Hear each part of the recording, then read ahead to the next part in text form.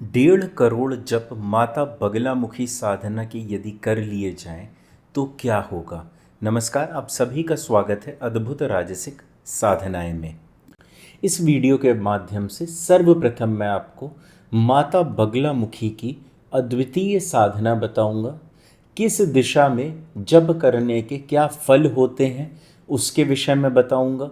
किस दिशा में जप करने के बाद आपको किस हवन सामग्री से हवन करना है उसके विषय में जानकारी दूंगा।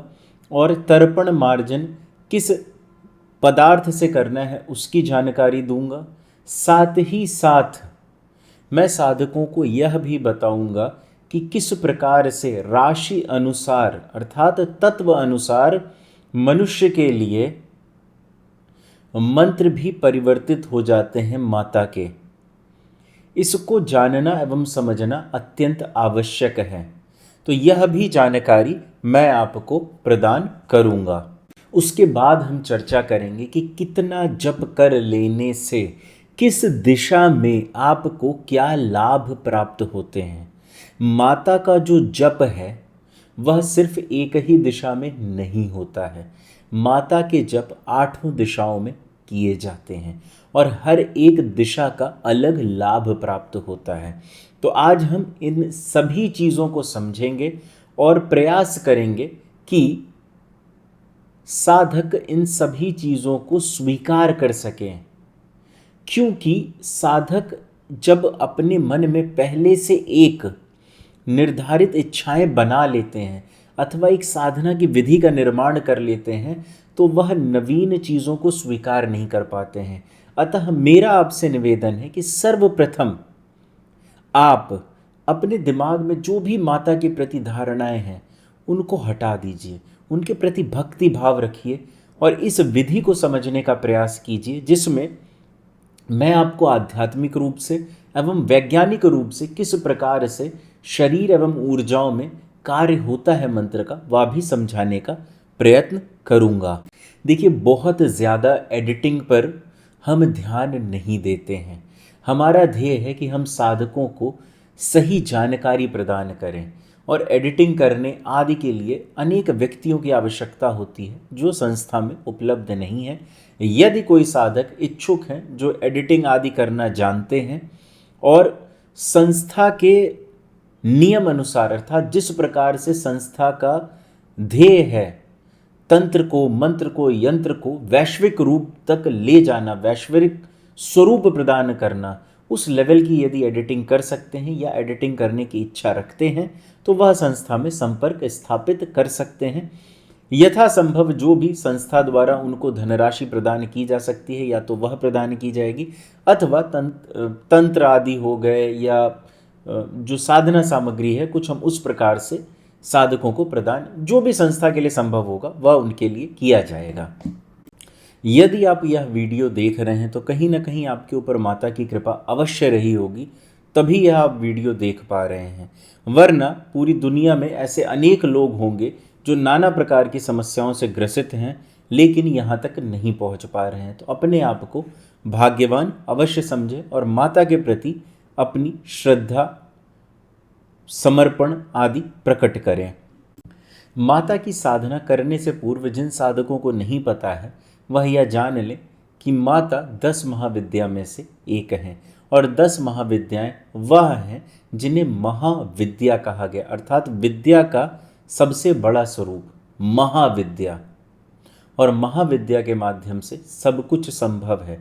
महाविद्याएं वह हैं जिनको प्राप्त कर लेने से मनुष्य सिर्फ सांसारिक नहीं सभी प्रकार के सुखों को वहन करता है। अर्थात कोई भी चीज़ है यदि आपके पास उसकी विद्या है तो आप उसे संपूर्ण कर सकते हैं, पूर्ण कर सकते हैं।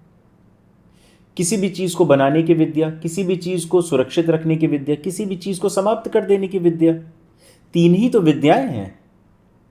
धातु को बनाना यदि आपने सीख लिया आप स्वर्ण बना सकते हैं। यदि आपने प्रकृति को बनाना सीख लिया आप एक नई प्रकृति का निर्माण कर सकते हैं। आपने शरीर को बनाना सीख लिया आप एक नए शरीर का निर्माण कर सकते हैं। आप जीवन मृत्यु सबका निर्माण कर सकते हैं। तो मनुष्य कहीं ना कहीं इन्हीं 3 चीज़ों की आवश्यकताओं में ना भरा पड़ा है। इसके बाद मनुष्य नाना प्रकार की सिद्धियां प्राप्त करना चाहता है। वह भी माता के जप से संभव हो जाती है। अभी हम आगे समझेंगे कि कितने जप के बाद मनुष्य सिद्धियां प्राप्त कर लेता है, कौन कौन सी सिद्धियां प्राप्त कर लेता है, सब कुछ हम इसी एक वीडियो में समझेंगे। इसलिए वह साधक जो धैर्यवान है वह पूरा वीडियो अवश्य देखें। बीच में आधा वीडियो देख के प्रश्न करने से कोई लाभ नहीं होता, क्योंकि संस्था द्वारा काफ़ी मेहनत की जाती है आपके लिए एक एक वीडियो बनाने में। साथ ही साथ वह साधक जो लिखित रूप से इस साधना की जानकारी प्राप्त करना चाहते हैं वह टेलीग्राम चैनल के माध्यम से जुड़ जाएं, क्योंकि उसमें पूर्ण जानकारी लिखित रूप से दी हुई है। आप वहां से सारी जानकारी पढ़ के प्राप्त कर सकते हैं। अब हम समझते हैं कि माता की साधना की कैसे जाती है। सर्वप्रथम आपको किन किन चीज़ों की आवश्यकता होगी यदि आप माता की साधना करना चाहते हैं। तो सबसे पहले आपको एक निर्धारित कक्ष की आवश्यकता है। कक्ष में कोई भी रंग हो उससे फर्क नहीं पड़ता है। आपके यदि कक्ष में सफ़ेद रंग है तब भी आप साधना कर सकते हैं, लाल काला कोई भी रंग है तब भी आप साधना कर सकते हैं। माना यह जाता है कि स्वर्णिम रंग यदि आपके कक्ष का है तो वो माता की साधना के लिए सर्वोत्तम है। लेकिन यह कहना कि आप साधना नहीं कर पाएंगे इस रंग के बिना, यह उचित नहीं है। दूसरा, अब यहां पर आपके पास दूसरा ऑप्शन नहीं है, आपको पीला आसन ही प्रयोग करना है और ऊनी आसन प्रयोग करना है। यदि पीला आसन नहीं है तो पीले से हल्के रंग के जो भी कपड़े होते हैं, या सफ़ेद हो गया, हल्का ग्रेइश कलर हो गया, इन सब के ऊपर पीला कपड़ा बिछाकर भी आप उसको आसन के रूप में उपयोग कर सकते हैं। मान लीजिए ऊनी कपड़ा नहीं है, ऊनी कंबल इस्तेमाल कर लीजिए। ऊनी कंबल भी नहीं है, लकड़ी के तख्ते पे पीला कपड़ा बिछा के बैठ जाइए। अब यदि यह भी नहीं है तो आप माता से प्रार्थना करें और कुशा की चटाई बिछाकर बैठ जाएं, उसको भी आप आसन के रूप में उपयोग कर सकते हैं। लेकिन वह तब है जब मनुष्य बिल्कुल दरिद्रता की हालत में इस साधने की शुरुआत करने जा रहा है। एक चीज समझ लीजिए, अपने जीवन में जब भी आप साधना करते हैं तो जितना आप में सामर्थ्य है, आर्थिक रूप से, शारीरिक रूप से, मानसिक रूप से, आध्यात्मिक रूप से, उसका पूरा उपयोग करें। ऐसा कभी ना करें कि सोचें कि अच्छा इसी एक जगह पे मैं पैसा बचा लूं। ऐसा करने वाला व्यक्ति कभी साधना में सफल नहीं हो पाता है। जो अंदर से हीन भावना के साथ साधना करता है वो कभी सफलता प्राप्त नहीं कर पाता है साधना में। आपका समर्पण ही नहीं होगा, अनुशासन नहीं होगा, एकाग्रता नहीं होगी, स्थिरता नहीं होगी, साधना नहीं होगी। यदि साधनाएं इतनी आसान होती तो आज सभी के पास, क्या बोलते हैं, एक अप्सरा, एक यक्षिणी, एक बेताल सबके पास होता। कोई आदमी नौकरी करने जाता, कोई आदमी आपके लिए जो आधुनिक कंप्यूटर है, यूट्यूब है, ये सब आपके लिए उपलब्ध हो पाते? कभी नहीं हो पाते। इसका अर्थ यह है कि हर समय में यह साधनाएं गुप्त रही हैं और इनको सिद्ध कर पाने वाले व्यक्ति भी बहुत कम रहे हैं। इसीलिए आज के समय में भी जब भी साधकों के विषय में चर्चा होती है अथवा देवियों के विषय में चर्चा होती है तो उनके जो सर्वोत्तम साधक होते हैं या कोई भी साधक होते हैं उनके विषय में चर्चा अवश्य होती है। माता काली के विषय में चर्चा होगी तो रामकृष्ण परमहंस के विषय में भी चर्चा होगी। तो यह सत्य है कि साधक सभी नहीं बन पाते हैं। अब इसके पीछे अनेक कारण हो सकते हैं। हो सकता है किसी का आर्थिक जीवन ऐसा हो, किसी का पारिवारिक जीवन ऐसा हो कि वो साधना ना कर पाए, है? बहुत सारे कारण हो सकते हैं। इनमें किसी भी कारण से आपको पीछे नहीं हटना है, क्योंकि जो परीक्षाएं हैं वो कभी समाप्त नहीं होंगी जीवन में, और सिर्फ एक जगह समय बचाकर आप कुछ बड़ा नहीं कर पाएंगे। मनुष्य जितनी देर अपने जीवन में सिर्फ टेलीफोन चलाता है, मोबाइल चलाता है, यदि वह समय वह साधना में लगा दे, मैं यह भी कहता हूं यदि आपका समय बचता है तो आप यह वीडियो भी ना देखें। एक बार देखें, माता की साधना की पूर्ण जानकारी प्राप्त कर लें, उसके बाद अपना समय साधना में लगाएं। जीवन में 1 वर्ष साधना को देकर तो देखें। 1 वर्ष अपने जीवन का सिर्फ साधना में दे दें, उसके बाद देखें आपके जीवन के शेष वर्ष कितने सुखद हो जाते हैं। लेकिन यदि इसी एक वर्ष में आपको सब कुछ करना है, जिस समय साधना करनी है, तो कुछ नहीं होगा। जैसे कहा जाता है ना, जब विद्या ग्रहण करने का समय है उसी समय विद्या ग्रहण कर लो, बाद में कुछ नहीं होता। लोगों को बचपन में समझ में नहीं आती हैं ये बातें, जब बड़े हो जाते हैं तब उन्हें दुख होता है, काश मैंने ऐसा कर लिया होता, मैंने यह कर लिया होता, वह कर लिया होता। काल कपोल कल्पनाएं, भूत में ट्रेवल, पास्ट में ट्रेवल, फ्यूचर में ट्रेवल, ये सब करने से कोई लाभ नहीं है। यह साधना माता की आप किसी भी समय कर सकते हैं। सर्वोत्तम समय रात्रि 10 बजे के बाद का है, लेकिन आप जब इच्छा हो तब यह साधना कर सकते हैं। अर्थात आपका सुबह मन है सुबह कीजिए, दोपहर में मन है दोपहर में कीजिए, रात में मन है रात में कीजिए। आपने एक दिन सुबह की, एक दिन दोपहर में कीजिए, अगले दिन रात में कर लीजिए, लेकिन 24 घंटे में एक बार आपको मंत्र जप करना ही करना है। इस साधना में अनेक लाभ हैं। वह साधक जो ब्रह्मचर्य का पालन नहीं कर पाते हैं, उनके लिए यह साधना अद्भुत है। कैसे? मान लीजिए आपसे 5 दिन का ब्रह्मचर्य का पालन होता है, तो आप यह साधना 5 दिन करें और छठे दिन हवन कर लें। 3 दिन ब्रह्मचर्य का पालन होता है तो 3 दिन साधना करें, तीसरे ही दिन हवन कर लें। नियम यह है ब्रह्मचर्य का इस साधना में कि जिस समय आप साधना शुरू करेंगे और हवन की जो सामग्री है जब पूरी तरीके से ठंडी हो जाए और विसर्जित कर दें, तब तक आपको ब्रह्मचर्य का पालन करना है। अब यह आपकी इच्छा है कि आप कितने समय तक ब्रह्मचर्य का पालन कर पाते हैं। माला संख्या भी आपकी इच्छा के ऊपर आधारित है। देखिए, साधना नियम, हवन और विशेष नियम जैसे दीक्षा, अन्य कोई विशेष नियम, उनकी जानकारी के लिए हर एक वीडियो के डिस्क्रिप्शन बॉक्स में 3 वीडियो दिए हुए हैं, उनको अवश्य देखें। यह मैं सभी साधकों से हर एक वीडियो में कहता हूं, लेकिन साधक अपने प्रश्न मेरे समक्ष रखते हैं, और यदि वह 3 वीडियो देख लें, आपकी साधना में कभी जीवन में कोई गलती नहीं हो सकती है। वह वीडियो आज से नहीं, कई वर्षों पूर्व दिए गए, 5-6 साल हो गया। आज तक जो भी साधक उन 3 वीडियो को अच्छे से देख के साधना कर ले, वो साधना में लगभग असंभव है कि असफल हो जाए। इतने ज्यादा स्पष्ट रूप से उसमें सभी नियमों को बताया गया है।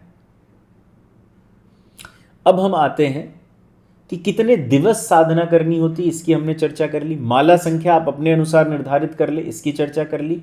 इसमें दीपक कौन सा जलाना है और किस दिशा की तरफ मुख करके यह साधना करनी है। यह साधना आप अपने मनोरथ के अनुसार दिशा का चयन करते हैं, जो हम आगे अभी समझेंगे। और दीपक इसमें जलता है, यदि घी का दीपक है तो शुद्ध देसी गाय का घी उपयोग करें, विदेशी घी उपयोग ना करें, डब्बे पैकिंग का घी उपयोग ना करें। अपनी साधना में सारा पैसा यहां ना बचाने का प्रयास करें। शुद्ध गिर गौ का घी उपयोग करें, क्योंकि वह स्वर्णिम रंग का शुद्ध घी होता है, और उसकी जो गंध है और जो बाकी प्रकृति है, उससे आपका जो घर है, मान लीजिए आपको साधना नहीं भी करनी है, तो यदि मंदिर में भी अपने घर के दीपक जलाते हैं तो वो भी गिर गौ के घी का दीपक जलाएं, अद्भुत लाभ हैं उसके।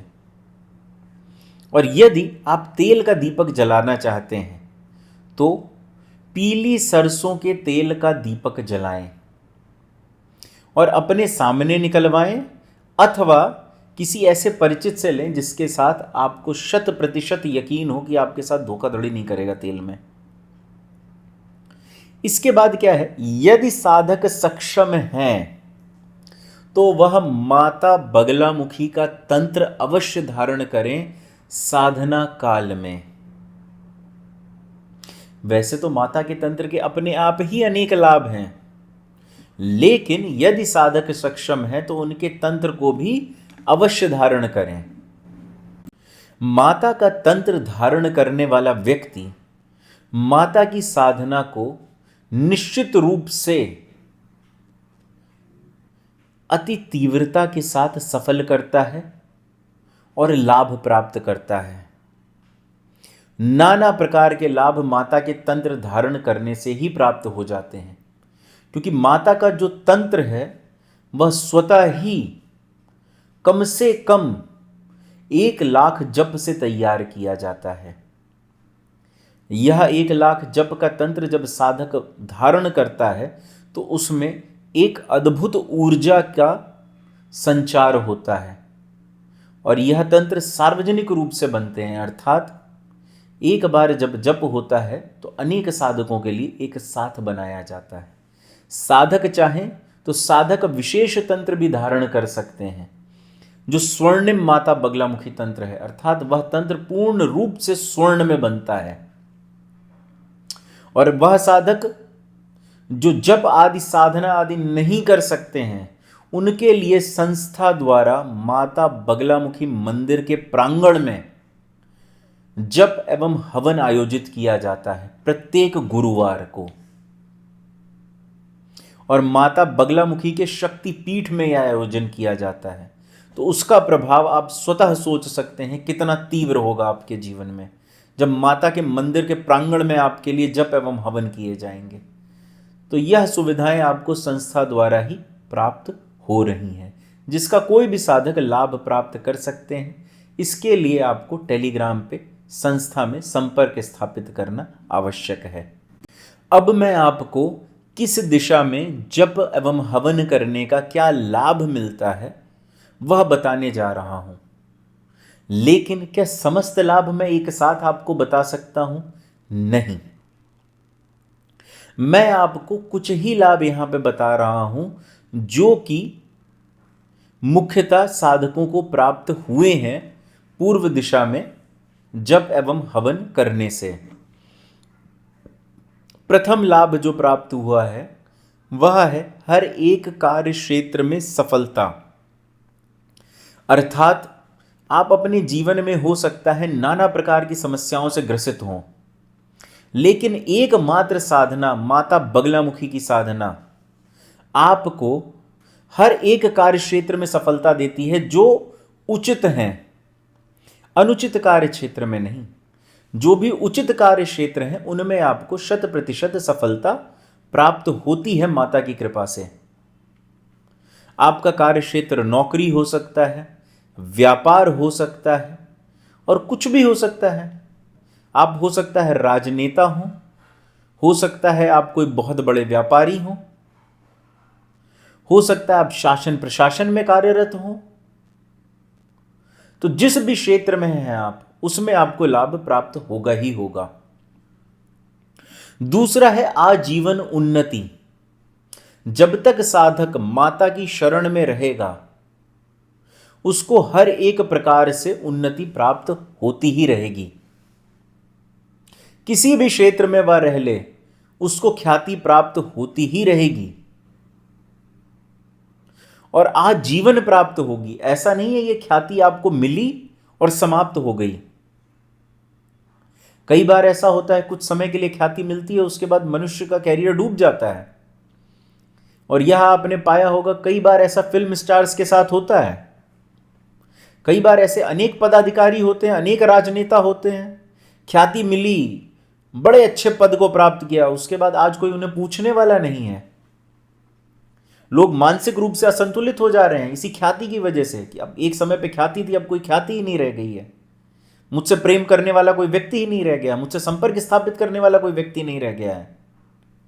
तो यह जो ख्याति एवं उन्नति प्राप्त होती है साधक को, वह आजीवन की होती है, सदैव के लिए होती है। तीसरा जो मुख्य लाभ है पूर्व दिशा की ओर जप एवं हवन करने का, वह यह है धन प्राप्ति, धन आगमन एवं धन प्राप्ति हेतु जितने भी द्वार हैं वह मनुष्य के लिए खुल जाना। हर कार्य में सफलता मिलेगी तो आपको धन स्वतः ही प्राप्त होगा। लेकिन कई साधक ऐसे होते हैं जिनको अपने जीवन में हर एक प्रकार से बैठे बिठाए लाभ चाहिए होता है, जैसे पैतृक संपत्ति, किसी भी प्रकार के वाद विवाद में विजय, जितने कार्य अभी रुके हुए हैं, जिनकी वजह से धन आगमन रुका हुआ है, उन सभी का पूर्ण हो जाना, यह वह लाभ है जो आपको माता की कृपा से प्राप्त होते हैं जब आप पूर्व दिशा की ओर मुख करके जप करते हैं एवं हवन करते हैं। लेकिन इसके पीछे आध्यात्मिक कारण भी है। पूर्व का अर्थ होता है अंतर्मुखी होना। इसके विषय में हम आने वाले समय में जब साधक 10 से 15 लाख जप कर लेंगे तो उनसे चर्चा करेंगे, क्योंकि इसे समझने के लिए साधक का पहले से साधना क्षेत्र में होना जरूरी है। अन्य साधक इस चीज को समझ नहीं पाएंगे। अभी यदि साधक पश्चिम दिशा की तरफ मुख करके माता के मंत्रों का जप करता है एवं पश्चिम दिशा की तरफ मुख करके पश्चिम दिशा के से संबंधित हवन सामग्री का उपयोग करता हुआ हवन करता है, तर्पण मार्जन करता है, तो उसे क्या लाभ प्राप्त होते हैं? प्रथम लाभ है मोहन, आकर्षण। द्वितीय लाभ है वशीकरण। इसके पीछे दुनिया बावली है। क्यों? क्योंकि हर मनुष्य चाहता है दूसरे मनुष्य पर अधिकार प्राप्त करना। आपके पास कितना भी धन आ जाए, लेकिन उसके बाद भी आप चाहते हैं कि आप किसी न किसी के ऊपर अधिकार जमाए रखें। और अधिकार किस पे जमाना चाहते हैं आप? जीवित चीजों पे। निर्जीव चीजों पे अधिकार प्राप्त करने में भी कोई कमी नहीं छोड़ता मनुष्य। भूमि पे अधिकार, जल पर अधिकार, प्रकृति पे अधिकार, वनों पर अधिकार, हर जगह अधिकार प्राप्त करना चाहता है मनुष्य। तो यह अधिकार आपको प्राप्त होता है पश्चिम दिशा की तरफ मुख करने से।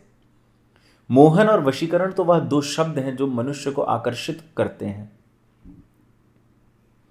और यही वह दिशा है जिस तरफ मनुष्य जब जप करता है तो उसके प्रति अन्य मनुष्य आकर्षित होते हैं और आपके बल को बढ़ाते हैं। जो राजनेता हैं, व्यापारी हैं, उनको कितना संकट होता है अपने प्रति मनुष्यों को आकर्षित करने में, लेकिन यदि वह 1 घंटा अपने जीवन का सिर्फ इस साधना को दे दें तो कितना लाभ प्राप्त हो सकता है उन्हें। मनुष्य धन अर्जित करता है, उसके बाद फिर कहीं ना कहीं शासनिक प्रशासनिक क्षेत्र में उस धन को व्यय करता है और पुनः उसी सत्ता को प्राप्त करना चाहता है, उसी अधिकार को प्राप्त करना चाहता है जो कि वह सिर्फ विद्या के माध्यम से प्राप्त कर सकता है। ऐसे अनेक गुरु हैं, महागुरु हैं, जिनके पास संपूर्ण देश के व्यक्ति जाते हैं। क्यों? क्योंकि वो उनकी विद्या को नमन करते हैं, उनकी शक्ति को नमन करते हैं, उनके अंदर जो माता की दिव्यता है उसको नमन करते हैं।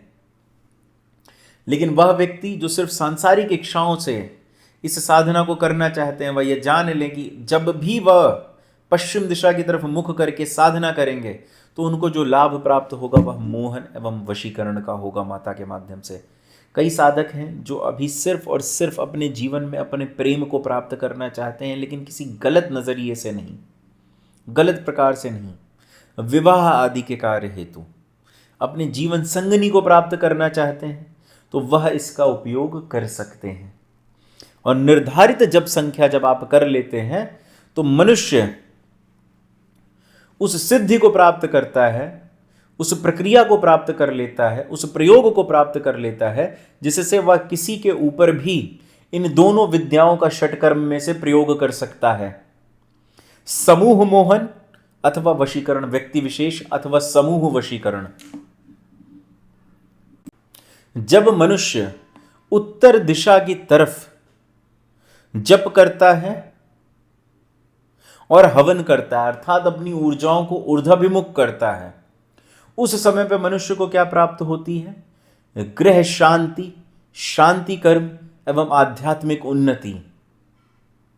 गृह शांति क्या है? कि मनुष्य समस्त अपने ग्रहों पर नियंत्रण प्राप्त कर लेता है, जिस प्रकार से रावण को प्राप्त था कि कोई भी ग्रह उसके विपरीत कार्य नहीं करते। उसके बाद वह मनुष्य जो कार्य करता है ग्रह सभी उसका साथ देते हैं, अथवा वो जो कार्य कर रहा होता है ग्रह भी उसी में उसको लाभ प्रदान करने लगते हैं। और उस समय पे फर्क नहीं पड़ता कौन सी महादशा है, कौन सी अंतरदशा है, कौन सी प्रत्यंतर दशा है, किसका गोचर कहां हो रहा है। माता की कृपा से सब कुछ सौम्य होता है, सब कुछ आपके पक्ष में होता है, कभी भी आपके विपरीत निर्णय नहीं आएंगे।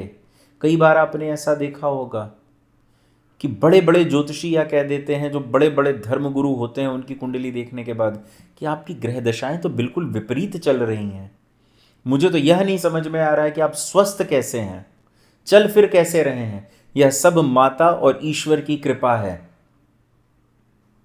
स्वयं महर्षियों ने भी यह कहा है, जिनको ज्योतिष का सर्वोच्च ज्ञान था, कि माता की कृपा के आगे ग्रह कोई भी कार्य नहीं करते हैं। माता के आदेश अनुसार ही समस्त ग्रह चल रहे हैं। माता की ही कृपा है कि समस्त ग्रह चलायमान है। तो जब सब कुछ माता की कृपा से ही हो रहा है, तो उस समय मनुष्य को यह चिंता करने की आवश्यकता नहीं है कि ग्रह कौन सा बली है, कौन सा निर्बल है, क्या लाभ देगा, क्या लाभ नहीं देगा। तो यह सब उस समय चिंता करने की आवश्यकता नहीं होती है। समस्त ग्रह संतुलित हो जाते हैं और ग्रह के संतुलन के तुरंत बाद आपके जीवन के समस्त कष्ट समाप्त हो जाएंगे, क्योंकि अधिकतर जो भी कष्ट हैं वह ग्रहों के चलन से ही तो हैं। इसके बाद जो अलग लाभ इसके बाद प्राप्त होता है वह है शांति कर्म। शांति कर्म क्या है कि कितना भी अधिक उग्र व्यक्ति हो, उग्र जानवर हो, उग्र प्रकृति हो, उस पर नियंत्रण प्राप्त कर लेना। अर्थात वह मनुष्य जो इसमें पारंगत हो जाता है, उसके लिए सब एक समान होते हैं। वृक्ष, जल, भूमि, मनुष्य, पशु सब एक समान, उसके लिए सभी कुछ एक बराबर है। वह जिसे जब चाहे शांत कर सकता है, किसी के भी मस्तिष्क में कुछ भी परिवर्तन ला सकता है। और ऐसा व्यक्ति कई बार बड़ी बड़ी धर्म युद्ध को भी रोक देता है, बड़े बड़े युद्धों को रोक देता है उसके एक परिवर्तन से। लेकिन क्या वो प्रकृति के नियम को तोड़ता हुआ ये कार्य करेगा? नहीं। जिसका जो प्रारब्ध है उसे वह झेलना पड़ेगा। जिसने जो कर्म किए हैं अपने पिछले जीवन में और इस जीवन में, उसे वह झेलने पड़ेंगे। इसलिए कई बार ऐसा हुआ कि महागुरुओं के रहते हुए, महर्षियों के होते हुए भी युद्ध हुए हैं। तो शांति कर्म का उपयोग व्यक्ति विशेष एवं प्रकृति के नियम अनुसार किया जाता है। कुछ संख्या के जप के बाद चाहे तो साधक प्रकृति के नियम को तोड़ सकता है, लेकिन उसके लिए कोई बहुत बड़ा सामाजिक लाभ होना चाहिए जब ऐसा कोई साधक करता है। तीसरा लाभ है उत्तर दिशा की तरफ जप एवं हवन करने का आध्यात्मिक उन्नति। वह साधक जो अपने जीवन में सभी प्रकार की समस्याओं से मुक्ति चाहते हैं, शांति कर्म चाहते हैं एवं आध्यात्मिक उन्नति चाहते हैं, अर्थात कुंडलिनी जागरण अथवा अन्य ध्यान के नियमों में प्रगति, आध्यात्मिक उन्नति, आध्यात्मिक शांति, अपने स्वरूप में विराजमान हो जाना, ईश्वर के प्रति जागरूक हो जाना, ईश्वर से संबंध स्थापित कर लेना, ईश्वर में ही डूबे रहना, ईश्वर के साथ मिलन हो जाना, वह भी माता से जब जब करते हैं, जब माता से मिलन होता है, साधक माता की साधना से प्रभावित रहते हैं, माता की ओर उनका प्रेम होता है, तो यह भी संभव हो जाता है। लेकिन माता की साधना में कुछ नियम हैं जिनका विशेष पालन करना साधकों के लिए अत्यंत आवश्यक है। वह नियम साधक की राशि एवं जन्म के अनुसार बदलते रहते हैं। इसलिए इन नियमों को जानने के लिए साधक को व्यक्तिगत रूप से संपर्क करना अत्यंत आवश्यक है। अथवा यदि भविष्य में मेरे पास समय रहेगा तो मैं लिखित रूप से सभी नियम टेलीग्राम पे और यूट्यूब पे सार्वजनिक रूप से पोस्ट कर दूंगा, क्योंकि यह नियम कहीं अधिक संख्या में है।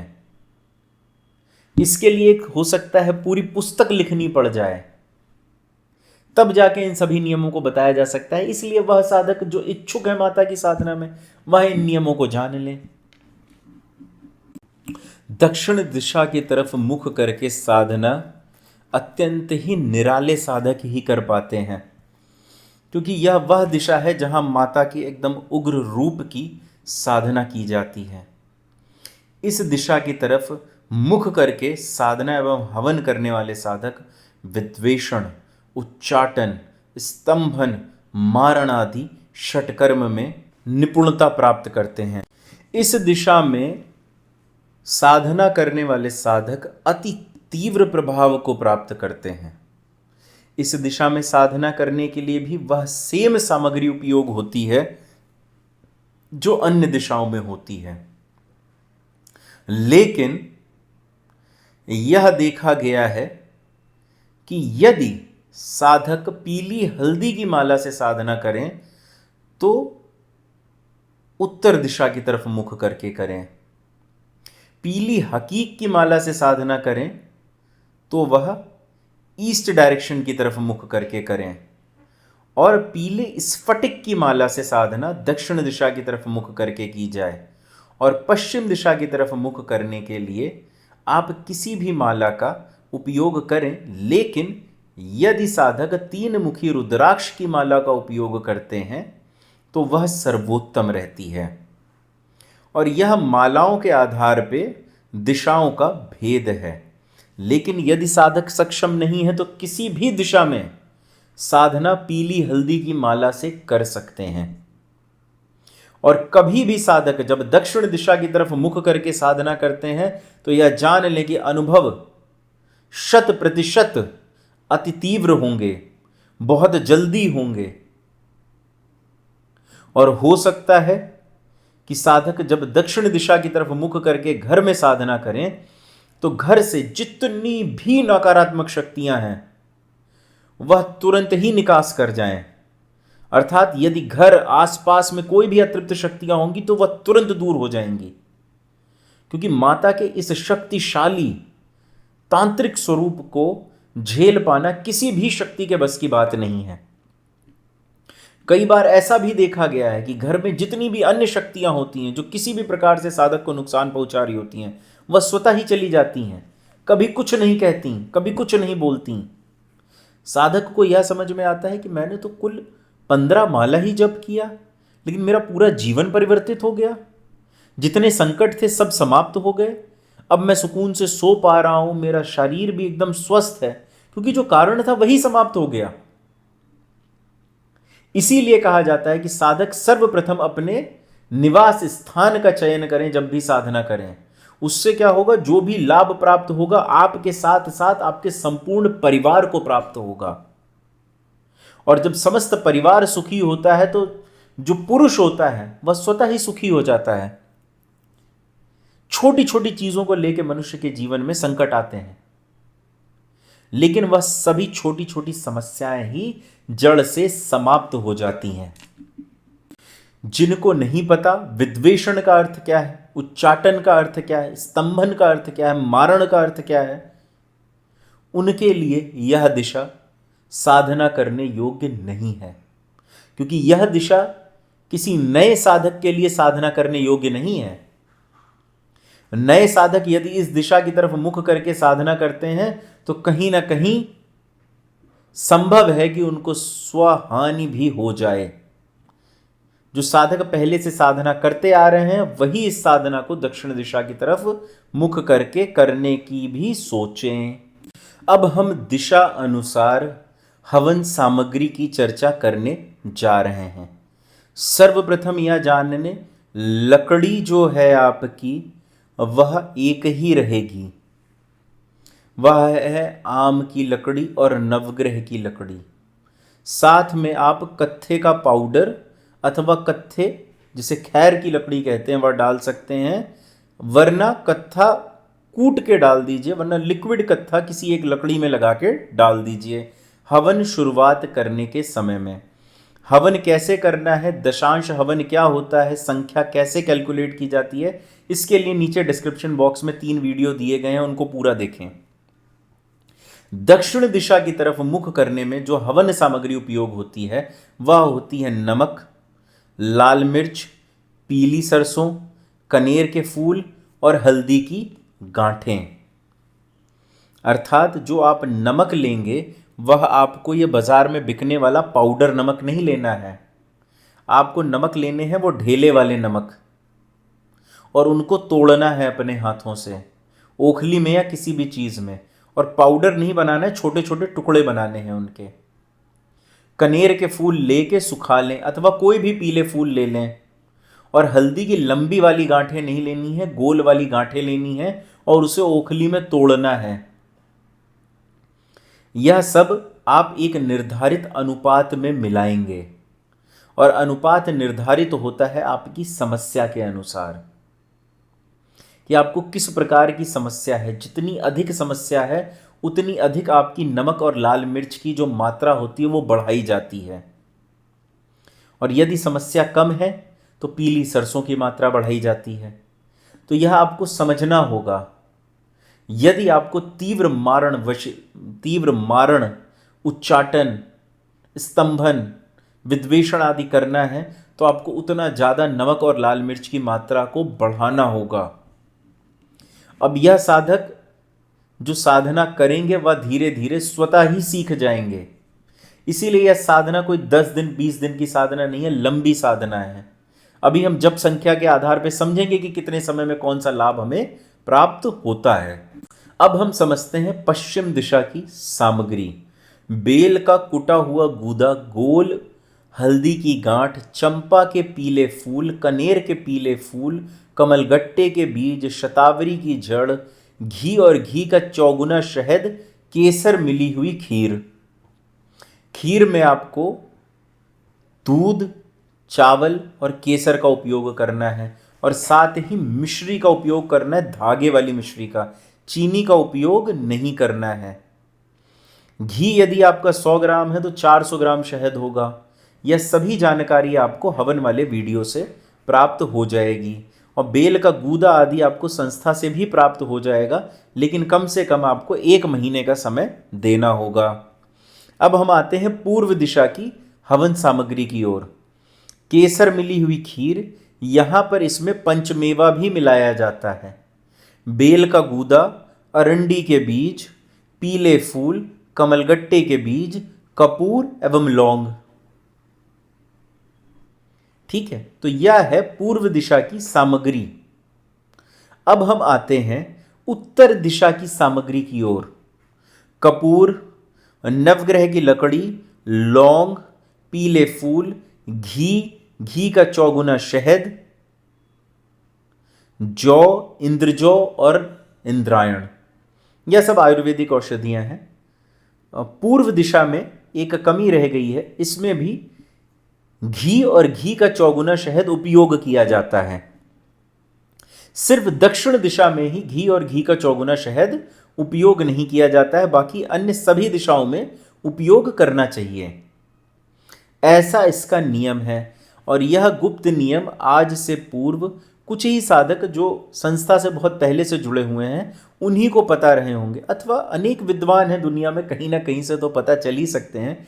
लेकिन हमें विश्वास है कि इतने ज़्यादा विस्तार से आपको समस्त नियम शायद संस्था द्वारा ही प्राप्त हुए होंगे, लेकिन क्योंकि यह नियम स्वयं गुरुओं महागुरुओं के द्वारा दिए गए हैं तो अनेक साधकों को पता होंगे। हो सकता है उन्होंने यह दिव्य नियम कहीं और भी साझा अवश्य किए हुए हों। तो यह वह नियम है। अब आप 2 चीज़ें समझ चुके हैं। पहला कि आपको कौन सी माला का उपयोग किस दिशा के लिए करना है।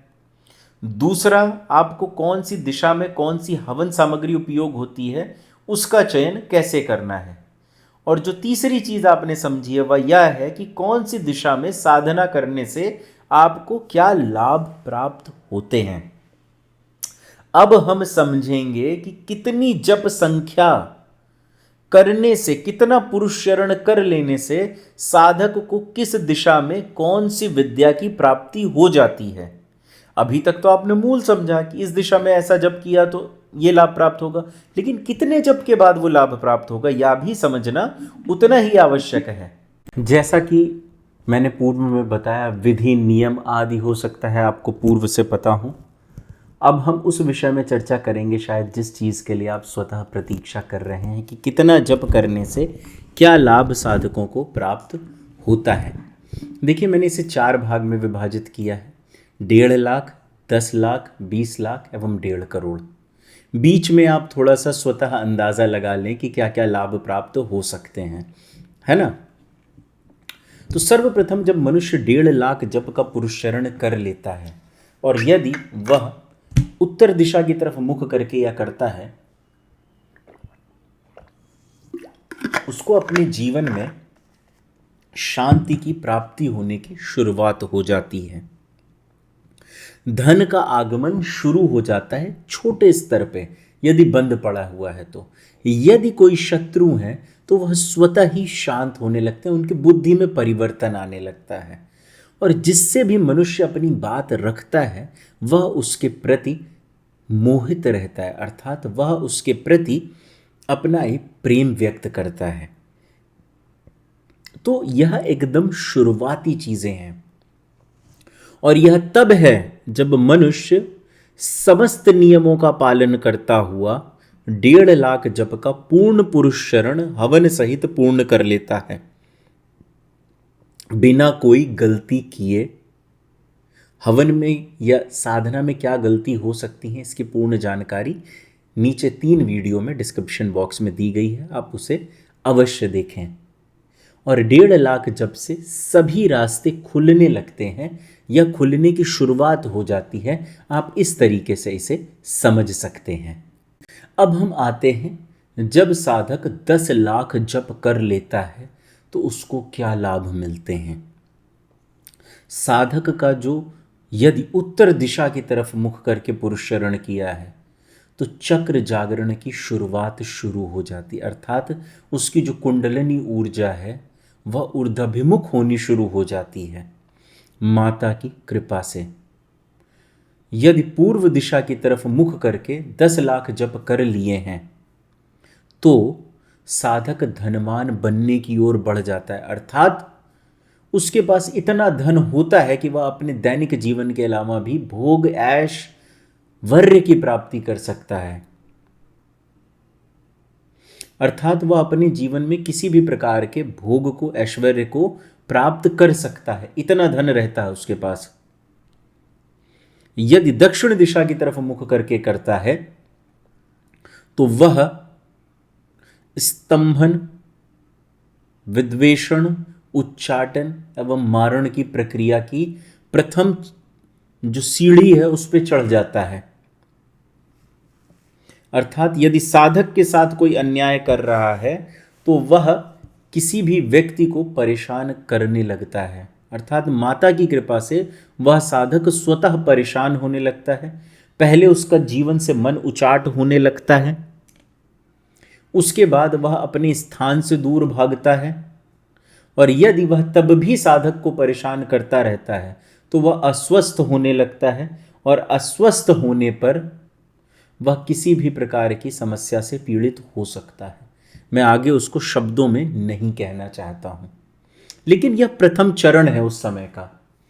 यदि यही वह वेस्ट डायरेक्शन की ओर, पश्चिम दिशा की तरफ मुख करके 10 लाख जप कर लेता है तो यहां पर साधक को एक छोटे समूह का आकर्षण प्राप्त होने लगता है, अर्थात कि यदि किसी छोटे समूह में वह बैठा हुआ है तो सब लोग उसकी बात सुनते हैं। जैसे मान लीजिए कोई ऑफिस है या कोई छोटा मोटा कार्यक्रम है जहां पे वो अपनी बातों को रखने गया हुआ है तो वहां सभी उसकी बात अवश्य सुनेंगे, उसकी वैल्यू रहेगी। तो यह लाभ है जो 10 लाख पे मिलते हैं। अभी साधक के मन में यह भी प्रश्न आ सकता है कि यदि मुझे आध्यात्मिक उन्नति भी चाहिए और मुझे धनवान भी बनना है तब मैं क्या कर सकता हूं, अथवा धनवान बनना है और मुझे शत्रु नष्ट भी चाहिए, ये शत्रु नाश भी चाहिए और मुझे आकर्षण भी चाहिए, या मुझे आकर्षण और क्या बोलते हैं आध्यात्मिक उन्नति दोनों चाहिए। तो इसके लिए साधक के पास जो सर्वोत्तम विधि है वह यह है कि साधक, जैसे मान लीजिए चक्र जागरण भी करना है, धनवान भी बनना है, तो नॉर्थ ईस्ट डायरेक्शन का उपयोग करें, अर्थात नॉर्थ ईस्ट में मुख करके बैठें। मान लीजिए कि धन तो मेरे पास है लेकिन मैं चाहता हूं मेरा धन रुका रहे और मैं आध्यात्मिक उन्नति कर लूं, तो उसके लिए क्या करना है, हमें नॉर्थ ईस्ट डायरेक्शन में बैठना है। अब इसके लिए थोड़ा सा आपको कंपास देखना पड़ेगा, मैं प्रयास करता हूं यहां पे कंपास लगाने की। यह कंपस मैंने बाद में ऐड किया है जब आप लोगों से मैं चर्चा कर रहा था। तो आप यहाँ पर देख पाएंगे कि एक नॉर्थ ईस्ट डायरेक्शन है, एक नॉर्थ नॉर्थ ईस्ट डायरेक्शन है, अर्थात नॉर्थ की तरफ अधिक है, ईस्ट की तरफ कम है। तो इससे क्या होगा, आपको आर्थिक उन्नति भी मिलेगी और आध्यात्मिक उन्नति की भी शुरुआत हो जाएगी। ठीक इसी प्रकार से आप चयन कर सकते हैं कि आपको बाकी 4 दिशाओं में या 8 दिशाओं में या 8 के अलावा और जो 4 दिशाएं हैं उनसे आपको क्या चाहिए, है ना। अभी आपके पास 16 दिशाएं हैं इस कंपस के आधार पर, लेकिन आप इन्हें और बढ़ा सकते हैं, 32 दिशाएं कर सकते हैं अपने लिए, नॉर्थ नॉर्थ नॉर्थ ईस्ट, है ना। इसी प्रकार से आप अपना चयन कर सकते हैं कि धनवान जाना होना है, ज़्यादा होना है, आध्यात्मिक उन्नति कम चाहिए, तो उसी हिसाब से आप आगे चयन कर सकते हैं कि ईस्ट ईस्ट ईस्ट नॉर्थ, है ना। इस प्रकार से आप अपनी दिशा का चयन कर लें। अब हम आते हैं, यदि साधक 20 लाख जप कर लेता है तो उसको क्या लाभ प्राप्त होते हैं। प्रथम, यदि वह उत्तर दिशा की तरफ मुख करके करता है तो यह तय है कि साधक का मूलाधार चक्र जागृत हो जाने की 100% संभावनाएं हैं। यहां पे मैं संभावना शब्द का उपयोग इसलिए कर रहा हूं कि यदि साधक जो उससे संबंधित अभ्यास हैं उनको भी करते हैं तभी ऐसा संभव है, क्योंकि कुछ अभ्यास हैं जो माता के जप के साथ करने पड़ते हैं, वह पूर्णतः गुप्त हैं, उन्हें सार्वजनिक रूप से कभी भी बताया जाना उचित नहीं है। यदि ईस्ट डायरेक्शन की तरफ मुख करके करते हैं तो शासन प्रशासन में उन्नति प्राप्त होती है, अथवा शासनिक नौकरी की प्राप्ति होती है। व्यक्ति किसी भी उच्च अधिकारी के पद पे व्याप्त होता है, चाहे प्राइवेट में हो चाहे सरकारी में हो, कहीं पे भी हो।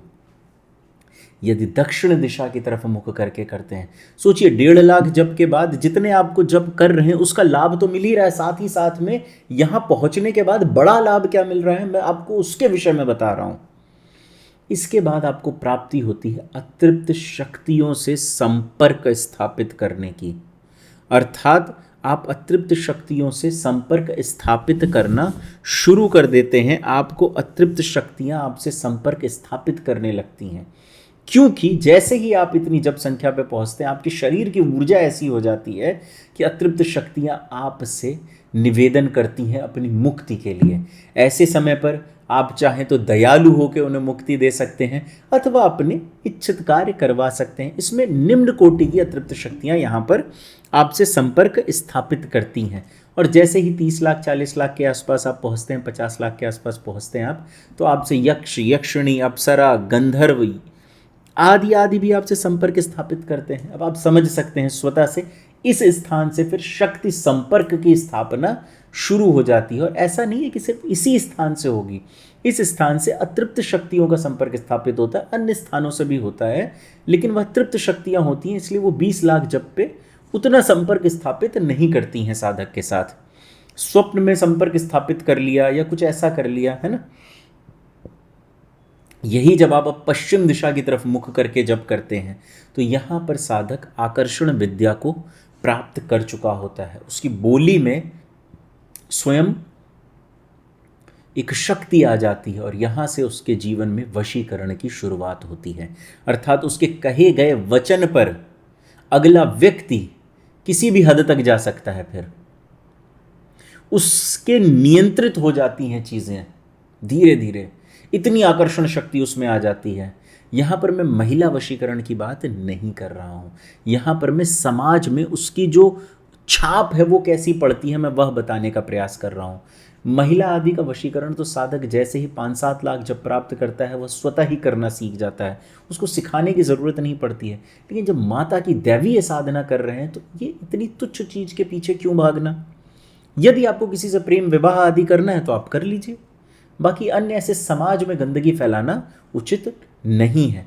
यहाँ पर वशीकरण का अर्थ है कि आप में आपकी जो बोले गए शब्द हैं उसका कितना प्रभाव होता है, आपकी कही गई बातों का कितना प्रभाव होता है समाज पे। जब आपके ऊपर सामाजिक जिम्मेदारियां बढ़ती हैं तो आप ऐसा कोई कार्य नहीं करते हैं, चाहकर भी नहीं करते। लोग आपके प्रति इतने आकर्षित हो जाते हैं कि स्वयं को समर्पित कर देते हैं, उसके बाद भी आप ऐसा नहीं करते हैं। तो यह है जब आप 20 लाख जब कर लेते हैं।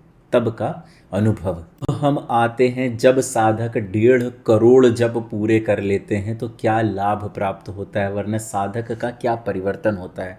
कुछ साधक जो अत्यंत समझदार हैं, जो सीधे वीडियो के इस हिस्से पर आ गए हैं, वह यह जान लें कि उन्होंने अपने जीवन के बहुत बड़े ज्ञान को प्राप्त नहीं किया है। माता की इतनी दिव्य साधना विधि को प्राप्त नहीं किया, माता के अन्य प्राप्त होने वाले हवन से लाभ को प्राप्त नहीं किया, और संस्था द्वारा दी जा रही अनेक सुविधाओं को प्राप्त नहीं किया। अतः आप यह वीडियो पूरा अवश्य देखें, क्योंकि होता है मनुष्य के मन में कि हम सीधे यहाँ पहुँच जाएं और जान लें कि इस प्रश्न का उत्तर क्या है जो वीडियो का टाइटल रखा गया, लेकिन ऐसा नहीं है। यदि इतना बड़ा वीडियो, 1 घंटे का वीडियो लगभग आपके लिए बनाया जा रहा है, तो कहीं ना कहीं आप यह मान लें कि इसमें अनेक ऐसी बातें होंगी। हो सकता है चाहे 10 बातें ही ऐसी हों जो आपको ना पता हो, लेकिन ऐसी बातें अनेक होंगी ज़रूर।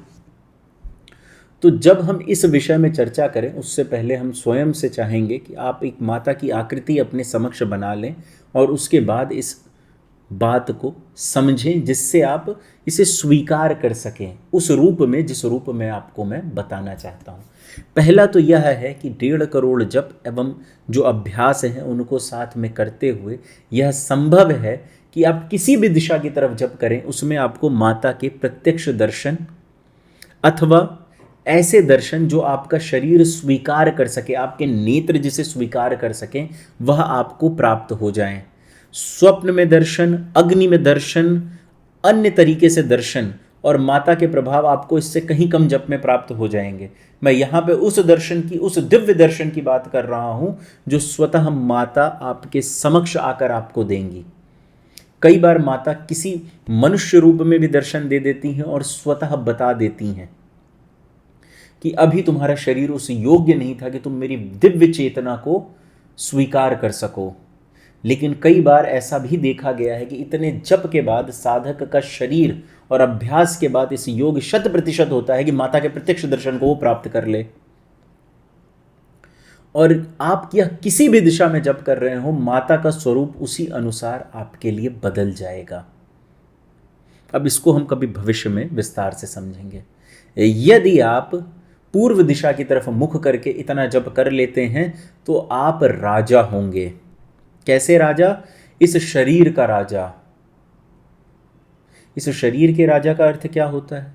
इस शरीर का राजा की मतलब इस शरीर को आपने पूर्ण रूप से जान लिया होगा, आपने संपूर्ण ब्रह्मांड को जान लिया होगा, और आप जिस स्थान पर होंगे, आप जिस ग्रह पर होंगे, जैसे मान लीजिए आप यदि पृथ्वी पर हैं तो आप पृथ्वी के संपूर्ण राजा होंगे।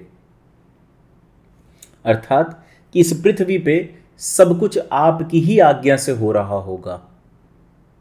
आप इस लेवल पे पहुंच चुके होंगे कि आपके कहे गए वचन से पूरी पृथ्वी में परिवर्तन आ रहा होगा, उस समस्त मनुष्यों में परिवर्तन आ रहा होगा आपके कहे गए वचनों के माध्यम से।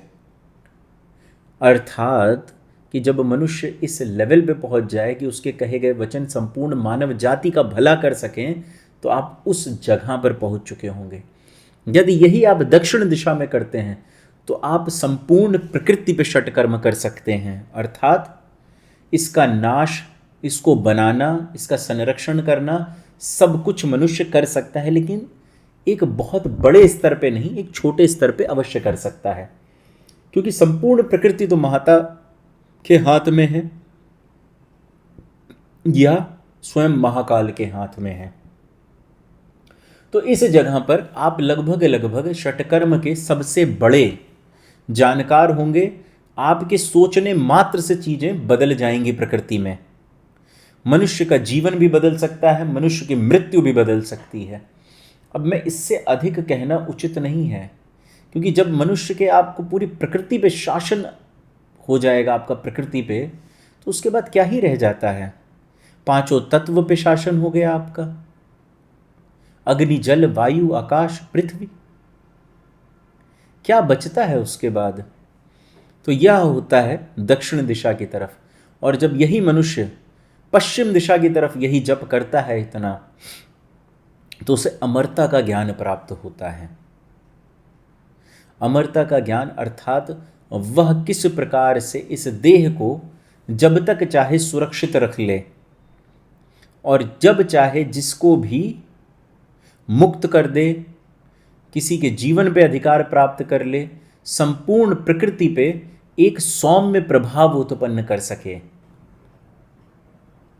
इच्छा अनुसार स्थान पर अपनी स्व इच्छा से जा सके, अपने आंतरिक शरीरों के भी माध्यम से। तो यह होता है जब वह पश्चिम दिशा की तरफ मुख करके जप करता है। और यदि मनुष्य उत्तर दिशा की तरफ मुख करके या जप करता है तो उसके लिए मोक्ष के द्वार खुलने शुरू हो जाते हैं, अर्थात उसे मुक्ति की प्राप्ति स्वतः हो जाती है, तुरंत हो जाती है, जैसे ही 1.5 करोड़ जप उसके पूरे होते हैं। आगे उसको मोक्ष मिलना है नहीं मिलना है या उसके कर्म निर्धारित करेंगे, इसमें मैं कुछ भी नहीं कह सकता। लेकिन यह तय है कि मनुष्य के लिए मोक्ष के द्वार खुल जाते हैं और जितना भी लाभ अन्य समस्त दिशाओं से प्राप्त होता है उसका आंशिक लाभ उसे उत्तर दिशा की तरफ मुख करके जप करने से प्राप्त होने लगता है। क्योंकि उत्तर दिशा आध्यात्मिक उन्नति की दिशा है और आध्यात्मिक उन्नति मनुष्य को देवी देवता में परिवर्तित करने लगती है। वह सिर्फ और सिर्फ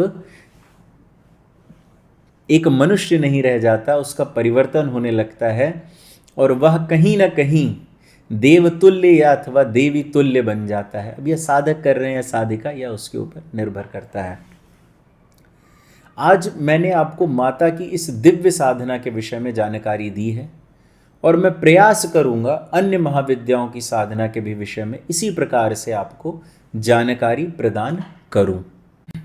वर्तमान समय में सभी साधक एक स्थान पर एकत्रित होकर दिव्य साधनाएं कर सकें, अन्य इच्छित साधनाएं कर सकें, इसके लिए संस्था द्वारा आश्रम निर्माण का कार्य किया जा रहा है, जहां पर साधक आकर रहकर साधना कर सकते हैं।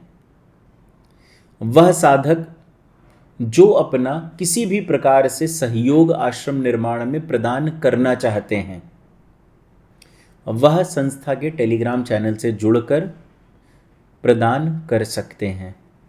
कई साधक हो सकता है उनके मन में ऐसा प्रश्न आए कि जब इतनी साधनाएं हैं संस्था के पास, तो आर्थिक या श्रमिक या किसी भी प्रकार का सहयोग अन्य लोगों से क्यों मांगा जा रहा है? तो इसका उत्तर भी देना अत्यंत आवश्यक है। देखिए, यदि मुझे अपना व्यक्तिगत घर बनाना हो जहां मुझे स्वतः रहना हो, तब तो यह सहयोग मैं स्वयं से करके उसे बना लूं, जिसे फार्म हाउस कहते हैं। लेकिन जो आश्रम होता है वह सभी के सहयोग से बनाया जाता है। यह शास्त्र नियम है कि जब अनेक लोगों के द्वारा दिया गया सहयोग एक आश्रम का निर्माण करता है, उसमें अनेक लोगों के संकल्प होते हैं, अनेक लोगों की भावनाएं होती हैं, उनका उससे जुड़ाव होता है। किसी दूसरे के घर में या होटल में जाने से आपको वो जुड़ाव महसूस नहीं होगा। अब देखिए, यह प्रश्न का उत्तर मैं इससे और बेहतर भी दे सकता हूं, लेकिन मैं नहीं चाहता कि किसी के मन में कोई राग द्वेष उत्पन्न हो। तो इच्छुक साधक प्रदान कर सकते हैं। इस समय संस्था में खाली 3 कार्य हैं जो होने बाकी हैं। संस्था की जो गौशाला है उसका कार्य अंतिम फेज पे है अपने। जो आश्रम है उसमें रोड आदि का कार्य होना है और थोड़ा सा किचन का कार्य होना है, लेकिन बाउंड्री वॉल का जो कार्य है वह होना अत्यंत आवश्यक है। इसीलिए साधकों से सहयोग की कामना की जा रही है। वह साधक जो कॉन्ट्रैक्टर हैं अथवा इसी क्षेत्र में कार्यरत हैं, वह स्वतः ही आके कार्य कर सकते हैं संस्था में, अथवा धीरे धीरे जैसे इतना आश्रम माता की कृपा से बना है, आगे भी बनेगा, आपको जो सुविधाएं प्राप्त होनी है वो प्राप्त ही होंगी। लेकिन वह जो साधक सहयोग प्रदान करते हैं उनको कहीं ना कहीं संस्था द्वारा प्राथमिकता प्रदान की जाती है कि जब आश्रम में साधनाएं शुरू हो तो जो प्राथमिकता है वह साधकों को दी जाए। इससे संबंधित और भी लाभ हैं जो संस्था द्वारा आपको प्राप्त हो सकते हैं। इसके लिए आप संस्था का टेलीग्राम चैनल ज्वाइन करें, वहाँ पे कक्ष निर्माण की प्रक्रिया को सर्च करें। उसमें आप यह पाएंगे कि जो साधक जितना सहयोग करता है उतना ही लाभ संस्था द्वारा उसको प्रदान कर दिया जाता है। अर्थात आपने एक कक्ष के लिए सहयोग किया, आपके लिए और आपकी संतान के लिए आजीवन उसमें साधनाएं निःशुल्क हैं। आप आइए साधना कीजिए, है ना। अब देखिए, जो बिजली, खाने पीने का खर्च है वह तो साधक को स्वयं ही वहन करना पड़ेगा, लेकिन आपको रहने के लिए वहाँ पे कोई शुल्क प्रदान नहीं करना है उस समय पे। तो इसी प्रकार से अनेक लाभ हैं जो संस्था कभी भी किसी भी साधक को किसी भी सामग्री पे कभी भी छूट नहीं देती है। जो साधक ऐसे हैं उनको आजीवन कुछ प्रतिशत का लाभ प्राप्त है, आयुर्वेदिक औषधियों पे लाभ प्राप्त है, घी आदि पे लाभ प्राप्त है ना। तो यह सब आपको समझना पड़ेगा। पूर्ण जानकारी एक ही वीडियो में अब दे पाना संभव नहीं हो पा रहा है। मैं आप सभी का तंत्र जगत में स्वागत करता हूँ। नमस्कार एवं धन्यवाद।